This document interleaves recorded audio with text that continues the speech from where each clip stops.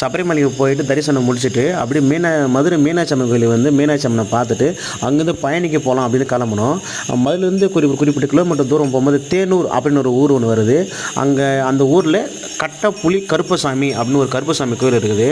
அந்த கோயில் உள்ளே போன உடனே அந்த கருப்பசாமி ஒரு ஃபோட்டோ எடுத்தேன்.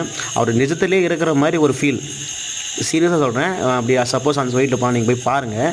அந்த இடத்துக்கு எதுக்கு போனோம் அப்படின்னாக்கா, நிறைய பேர் ஃபுட்டு பிரச்சனை எப்படின்னாக்கா, நானே ஒரு ஹோட்டலில் போய்ட்டு ஒரு 2 தோசை சாப்பிட்னா ஒரு தோசை 80 ரூபா ஏதோ 120 ரூபா வாங்குறாங்க. அதனால நிறைய பேர் அரிசி சாப்பாடு செஞ்சு சாப்பிட்டு கூட எடுத்துன்னு போயிடுவாங்க. அதுமாதிரி இருக்கிறவங்களுக்கு இடம் தெரியாமல் இடம் கிடைக்காமல் ரொம்ப பேர் கஷ்டப்படுவாங்க. அப்படிப்பட்டவங்களுக்கு இந்த இடம் நல்ல இடம். ஒரு வண்டிக்கு 100 ரூபா தான் வாங்குறாங்க.